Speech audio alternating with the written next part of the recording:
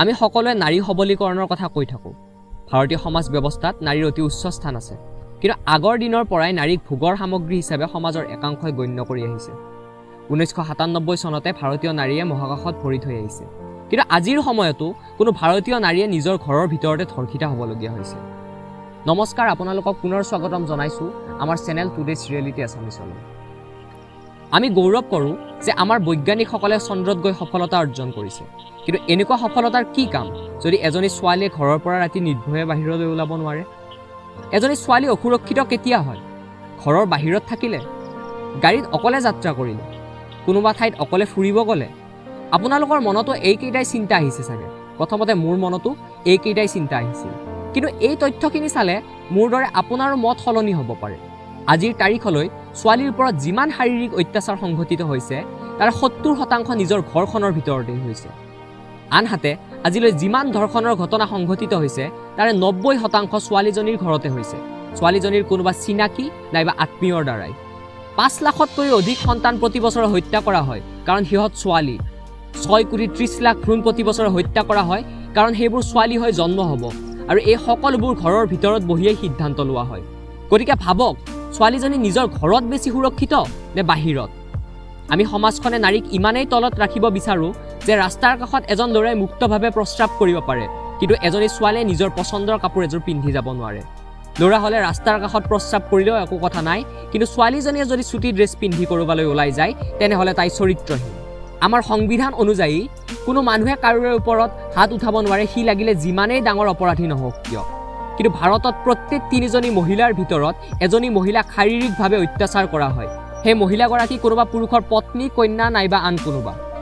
গতিকে চাবলৈ গ'লে 33% পুৰুষ আমাৰ সংবিধান অনুযায়ী অপৰাধী, কিন্তু তেওঁলোক বাচি থকাৰ একমাত্ৰ কাৰণ হ'ল কোনোৱে আজিলৈ তেওঁলোকৰ বিৰুদ্ধে গোচৰ দিয়া নাই। ছোৱালী এজনীয়ে প্লেন চলাব পাৰে, যুদ্ধৰ বিমান উৰুৱাব পাৰে, কিন্তু বিয়াৰ দিনাখন তাই মণ্ডপলৈ চিধা খোজকাঢ়ি আহিব নোৱাৰে। দুজন আন ব্যক্তিৰ সহায়ত লাহে লাহে খোজকাঢ়ি আহিব লাগিব।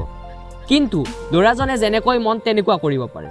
ল'ৰা এজনে 30-40 বছৰলৈ বিয়া নহ'লেও কথা নাই, কিন্তু যদি ছোৱালী 25 বছৰ বয়সৰ পিছত বিয়া নোহোৱাকৈ থাকে তেন্তে তাইক লৈ হেজাৰ প্ৰশ্ন। এইবিলাক ভাগ আমি কৰিছোঁ, ভগৱানে কৰা নাই। যদি ছোৱালীজনী শকত তেন্তে বিয়া দি দিয়ক, পিছত শাস্তি হ'ব। যদি ছোৱালীজনী ক্ষীণ তেন্তে বিয়া দি দিয়ক, শকত হ'ব। ছোৱালীজনী 18 বছৰ পাৰ হৈ গৈছে, বিয়া দি দিয়ক।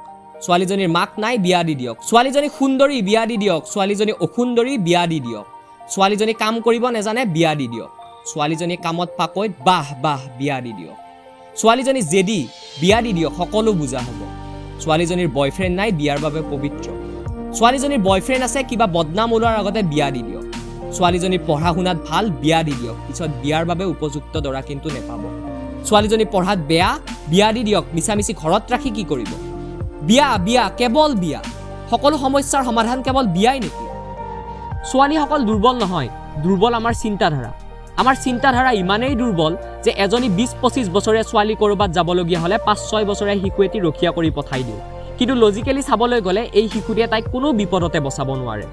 সৃষ্টিকৰ্তাই সৃষ্টি কৰোঁতে নাৰী দুৰ্বল বা পুৰুষ সবল তেনেকৈ সৃষ্টি কৰা নাই, সকলোকে বেলেগ বেলেগ দিশত শক্তিশালী কৰিছে। এজনী নাৰীৰ পিৰিয়ডৰ সময়ত যিমান তেজ বৰ্জন কৰে সেইখিনি তেজ এজন পুৰুষৰ দেহৰ পৰা ওলাই গ'লে হয়তো তেওঁ মৃত্যুমুখতে পৰিব।